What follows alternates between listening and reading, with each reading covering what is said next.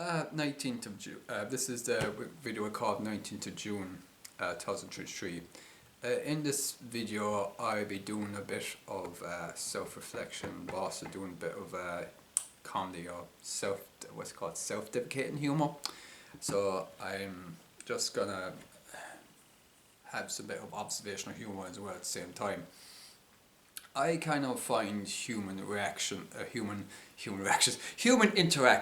I find it like a minefield for me, because people often misinterpret what I tell them, and I never mean to cause offence or cause hurt to anyone. My intent is always to be truthful out of love for them, and I'll never lie. I'll always be directly and truthful with them, and if I see them doing something destructive, I will warn them about it or give my input, and I have no control of how they react to that. If they have a strong attachment, especially to idolatry, to say if they're, because of the fallen nature like all of us are, there are some idols that become, the sin itself becomes an idol in the heart, and if you try and warn them about that, they become very angry to a point that they become very emotional, and they're just completely cut you out completely, or they get very angry at you. And because you could be someone and you could be the most consistent person in their life, you could be kind, caring, but the moment you say no, or the moment you stand up for yourself, or the moment you set boundaries, they get very angry, and it's happened to me throughout my life. It's kind of part of the fallen state of projection, but it's a lot of people's foundations they have in friendships are not I really cringe when people call each other friends, because a lot of time that friendship itself is a lie. The foundations is built on a lie. It's not built on Christ, so it's built on things that are temporary. It's built on idolatry, which is the truth. All friendships outside of Christ is built on idolatry, and these things that they have, the idols they hold in the heart, their friendships is kept together by these idols, by these things they have in common. Remove those things, and relationships and friendships fall apart. So I struggle to make connections with people, because I'm like a tree that's firmly planted on the ground. I'm not willing to budge. I'm not willing to compromise. In the past, before the Lord saved me, I was willingly to compromise my values, my integrity, who I was, just to please others and to form connections with them. But in the price of doing so, I damaged my soul, and it was killing me inside. I became extremely suicidal. I became consumed in darkness, and there's no light, and my light, whatever light I had in me, was being diminished.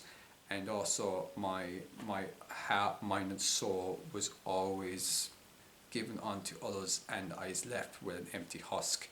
And it's what's happened to me at the moment, which is why I'm becoming more wise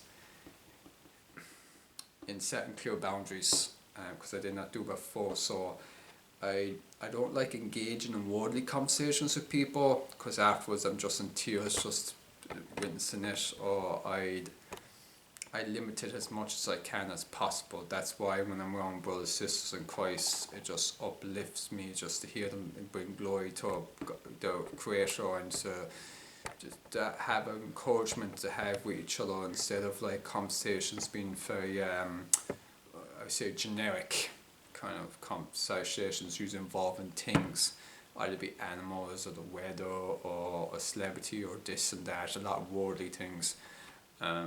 So you can tell a lot about a Christian or where the heart is, or a person in general where the heart is, by what they talk about the most. You know, like if you love someone, you'll talk about them the most. I love Jesus so naturally, so he's my best friend, so naturally, so I naturally talk about him the most.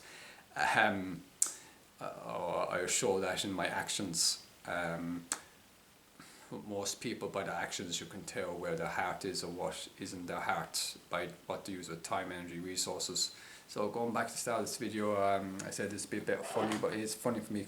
What thing is funny with me is, just my body's starting there, is that every time I try and make a connection with someone, I always end up with an egg on my face, because I project onto them and have this perception that they would reciprocate that love that the Lord has given me onto them. And a lot of the times they can't love at all, and this goes with a lot of my loved ones. But I will not. I will pray for them, and that's all I can do. But it breaks my heart when I see people gossip each other. It breaks my heart when they get involved in deep sin type of activities and just end up destroying themselves. But the foundations of their friendships is just very heartbreaking. And it doesn't surprise me when it just shatters, or when people get into one relationship and another relationship and another relationship and another relationship, or another friendship and another friendship. And a lot of the friendships are just based on surface level, just temporary things. They're not able to be there for each other when things become difficult. They all flee. They don't have the loyalty to stick with someone. Their attachment is based on what they can get out of someone without. Instead of solving their loved ones, they want to be solved. They want to reap the benefits of friendship without putting anything in. And that's with a lot of things. So I find it funny when a lot of people, when it's people who often don't solve others, then afterwards that saying that the person didn't care about them. And like, you could have someone that for like 90% of things, the person went out of the way to be there consistently. They're there for them through the hard times. They took the initiative to help them with things, and they did a lot of things for them that they did not see. And yet, small 5% of things that you do to them that they get upset about, and they ignore like the 95% of things. They don't see it. It's because they only focus on the negative, but they only focus on what they perceive as negative. And that 5% of things, majority of that is just you just put your foot down. As a man, if I had a son, I would not expect him to, I would pray that he will not be as weak as I am, and that women will walk all over him. I want him to have a strong rooted on his grounding. He's willing to say no when he's tempted by women's advances. He'll say no. By their honey lips, he'll say no. He'll have a strict line, a strict moral compass, and his heart to be very close to God, and he will not compromise on his integrity or his honour at all for anyone. So, it's very unlikely I may never have a son, but even if I can be a father figure onto others, whether it be a son or daughter, I want them to stay firm in their integrity in God and not budge an inch. Draw a clear line, and if people cross it, then there's consequences. Don't form friendships with those in the world, because it's only going to hurt you like it did for me consistently. So that's something I'm learning. So I just had to write it down. I just had to write it down on my arm all the time. Just little Bible verses on my arm so I don't forget. So when I'm interacting with people, I could just look at my arm and go, okay. So I might have to start doing that. Anyway, my apologies if this video is kind of all over the place, but it's kind of it's funny how people go like say, oh, this person means the whole world to me, and and like it's and when you look at the evidence of their life, of their connections, so it's built on quicksand. It's built on a house that's crumbling, and they don't see it because they have perception that their friendship is very strong and things. But in reality, their friendship is a house that's quickly disintegrating before their very eyes, and they don't see it coming. Its pillars are built on a very weak foundation. So you have many people, sadly, who form more affection or bond with their pets or their animals than their next of kin, that those around them, and that is deeply tragic. If you show more affection towards an animal than those around you, you seriously have to question your own heart, because that's just deeply tragic. You are to love God's creation, that includes the animals, but if you put them above God, or even humanity itself, then there's something serious wrong with you. You have like people who literally dress their animals as if they're humans. You have people who talk to animals as if they're humans, and it's just very cringe just to see. It's just very sickening. It's like it caused me nearly to vomit of how much it disgusts me. And it disgusts God, because God created animals for a reason, for us to be stewards of them, but he did not like ask us to love them in a part that bore the lines of bestiality, because many people literally lick their dogs and their cats and the other animals, and it's just affection. It's like, because a dog and cat is like going, eh? The dog and cat like, because like, even if you kiss a dog, I told you, like a dog and a cat. Animals are quite simple. You feed them, they'll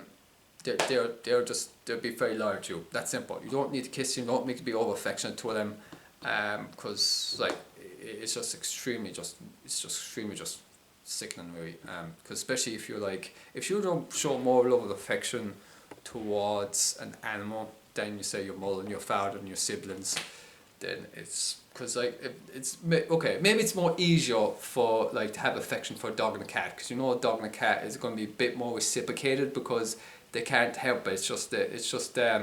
Well, they won't never reciprocate that love. That's the hilarious part of it. Because like a dog and a cat, it's going meh. It's just, they can't give you agape love. They can't give you filial love.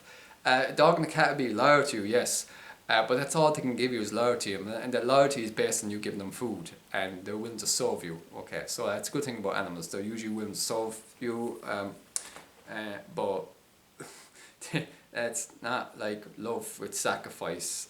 It's not like human love that two humans can get, where they can actually form connection, where they can form connection to Christ. That's like the most beautiful type of relationship you can have with someone. Or two people grow in Christ in their connection to their Creator. Well, many people just, especially women nowadays, because they have this maternal instinct, and instead of having children, they put that on the dog. So they treat the dog as if the dog's a child in their mind, and they call them baby. Which every time I see that, I just, if I had a son and I ask him to avoid women that are over affection towards animals, because that's a huge red flag. It's okay if you like respect animals, that's okay, but there's kind of like there's this line that sadly majority of people who have pets cross this line, where they call the dog a part of the family. They basically treat the dog as if it's human, or cat, or any other animal, and that's when the lines cross, when it comes to form of idolatry, when you put more of affection, love, attention, resources that God gives you onto an animal than those around you. And that's when it becomes a problem. So, okay, you stewardship of the animal, okay, so you look after them, okay. But if you like go off and buy expensive things for the animal, like necklaces and just any type of things, if you like things that a dog doesn't need, all a dog needs is food. That's it. If like you have people who spend a fortune trying to save their own animal, yet they won't spend that money on saving their relatives. So that's one thing sickening as well.